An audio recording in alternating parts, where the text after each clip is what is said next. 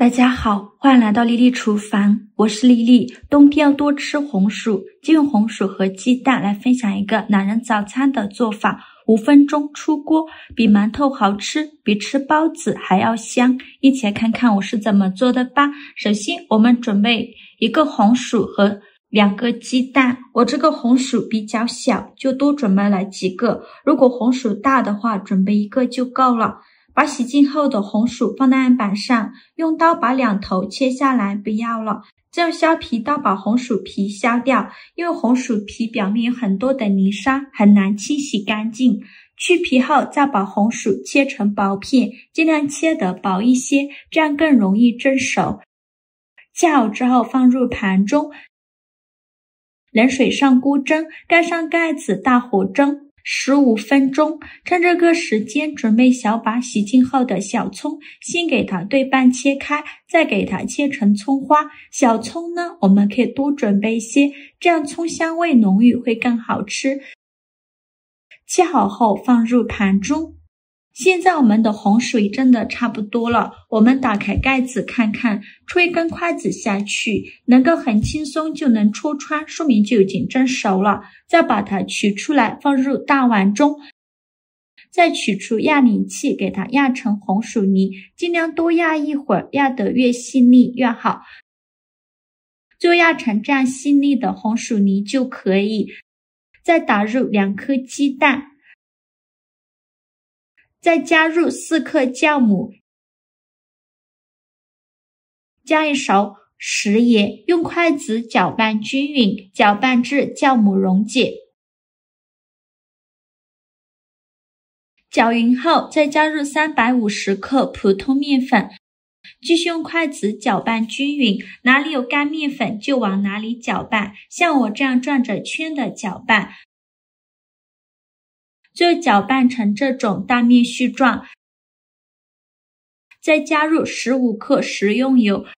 然后下手揉成光滑的面团，这个面团需要多揉一会儿，把面团揉得瓷实一些，这样做出来会更加的蓬松暄软。最后揉成这样一个软硬适中的光滑面团就可以，不用醒面，面板上撒一些干面粉，把面团取出来放到面板上，在面团上再撒上一些干面粉，防止粘连。然后用手轻轻按扁，再取出擀面杖，给它擀薄擀大，给它擀成一个薄一点的长方形面片，尽量多擀一会儿，擀得越薄越好。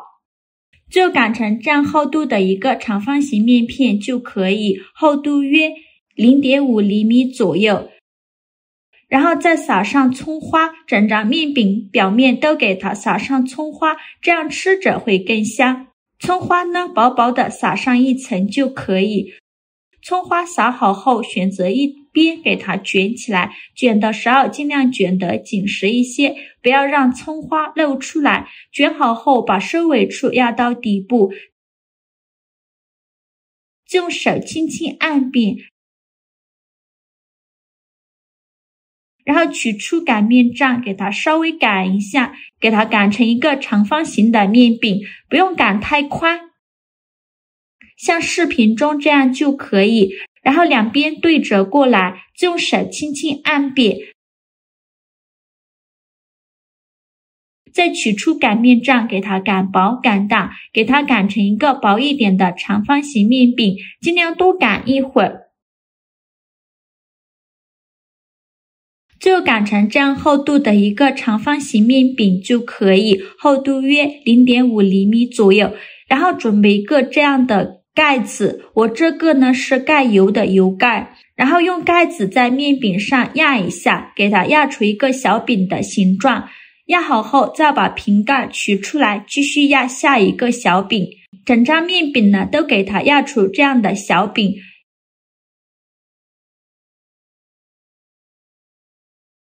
全部压好后，再把边缘给它撕下来，把小饼给它取出来。取出来的小饼给它稍微整理一下，把边缘整理的圆润一些，然后放一旁备用。撕下来的边角呢，再给它揉圆揉光滑，给它揉成一个光滑的面团，再用手轻轻按扁，再取出擀面杖，给它擀薄擀大，给它擀成一个长方形的面片，厚度约 0.5 厘米左右，就擀成这样厚度的一个长方形面片就可以。再用瓶盖在表面给它压出小饼，一个瓶盖压一个小饼，全部压好后，再把小饼取出来，剩下的边角料如果太少的话就不用了。再把小饼整理一下，整理的圆润一些，然后给它放到面板上，中间要留些空隙，防止粘连在一起。全部做好后，再盖上保鲜膜密封起来，发酵至原来的2倍大。现在天气比较冷，我们就给它提前发酵1晚。第二天早上起来的时候，我们打开保鲜膜看一下体积已经变大了很多，变得胖乎乎的，拿起来轻飘飘的，用手指按压能迅速回弹，说明就发酵好了。店名称提前预热，倒少许食用油，用刷子刷均匀，底部和锅盖都刷上食用油，防止粘连。油热后，再把小饼一个一个的放入锅中，中间要留些空隙，防止粘连在一起。全部放进来以后，在表面再刷一层食用油，锁住小饼的水分，这样烙出来的小饼呢会更加的柔软好吃。然后盖上盖子，开上下火，烙1分钟，把饼烙至金黄。1分钟后打开盖子，给小饼翻一下面，每一个小饼都翻面。全部翻好面以后，再盖上盖子，再烙30秒，把另外一面烙至金黄。30秒后再打开盖子，再给小饼翻一下面。这个小饼呢一定要勤翻动，每隔30秒就给小饼翻一下面，直到把饼两面烙至金黄，饼微微鼓起。用筷子按压能迅速回弹，说明就已经烙熟了。我这里一共烙了4分钟，再把它盛出来放入盘中，就可以美美的享用了。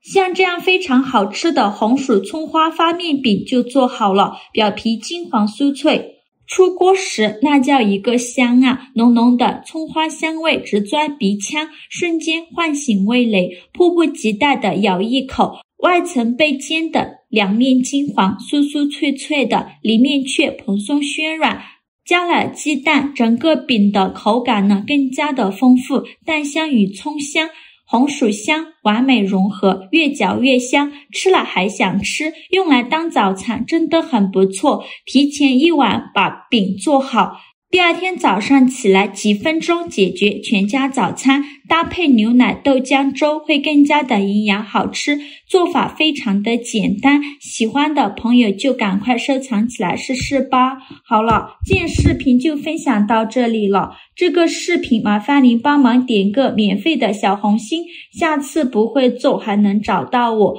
非常感谢大家的支持，我们下个视频见，拜拜。